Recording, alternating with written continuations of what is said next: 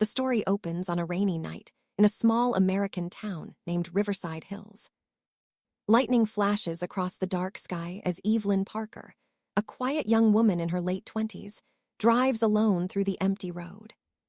She has recently rented a small wooden house near the forest away from the city, away from people. As she unlocks the door, thunder rolls. Inside, everything is silent except for the ticking of an old clock. She puts her suitcase down and whispers. Finally, peace. But peace doesn't last long. The next morning, Evelyn wakes up to find the kitchen door wide open. The curtains are moving, though there's no wind. On the table, she notices a cup of coffee steaming hot, but she didn't make it. Her heartbeat quickens. She looks around, nobody's there. Evelyn convinces herself it's stress. Maybe I did it and forgot. But as days pass, strange things keep happening. The chair moves by itself. A piano in the living room plays faintly at night. And sometimes, she hears footsteps upstairs even though she lives alone.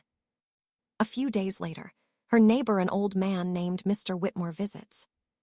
He looks uneasy when he sees which house she's rented. You live here? Yes, why? Evelyn asks. Because nobody stays here long, miss.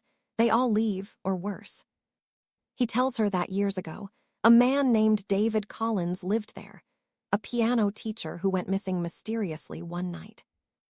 Only his piano remained, still perfectly tuned. Evelyn laughs nervously. Ghost stories, really. The old man replies coldly.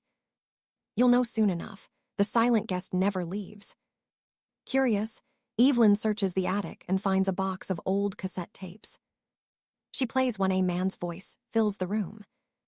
Day 43, I can hear her breathing again. She's in the walls, I know it. The tape cuts suddenly. Chills run through Evelyn's body. She keeps listening, each tape more disturbing. The man, David, sounds paranoid, terrified, claiming something lives in the house, something that watches while you sleep. One night, Evelyn stares at her reflection. Suddenly, a faint figure appears behind her in the mirror. A man's face, pale, silent, expressionless. She turns around, nothing. But when she looks back at the mirror, the face is still there, smiling faintly. Terrified, she drops the mirror, it shatters. In the shards of glass, the reflection moves on its own. A storm hits that night. Someone knocks on the door, 3 slow knocks. She opens it slightly. A man in a long coat stands there, dripping wet. Sorry, my car broke down. Can I make a call? He introduces himself as Dr. Daniel Reeves, a psychologist traveling through town. Evelyn hesitates but lets him in. He notices her fear and offers to help her talk about it. For the first time, she tells someone everything: the coffee, the footsteps, the mirror. Dr. Reeves listens carefully, then says, maybe your mind is projecting guilt. Did someone you love die recently? Her face stiffens. My husband, she whispers. He died last year in a car accident. I was driving. Daniel nods. Sometimes, our mind creates what we can't let go of. As they talk, thunder cracks again. The lights flicker. Daniel gets up to check the fuse box, but doesn't return. When Evelyn follows, the basement door is wide open. Inside, candlelight flickers. On the wall, photos of Evelyn taken secretly in her sleep at the lake, outside the house. And in the corner sits a piano. The same one from David's tapes. She turns to run, but Daniel stands there, smiling eerily. You shouldn't have come here, Evelyn. This house chooses people who carry guilt. He steps closer. Do you know who David Collins was? Who? She stammers. Your husband's brother. Evelyn freezes. Daniel's face begins to change. His eyes turn pale, his skin fades. He's not human. He's the silent guest.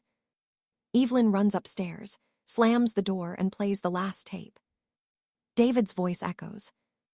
If you hear this, don't trust the man who knocks. Her breath stops.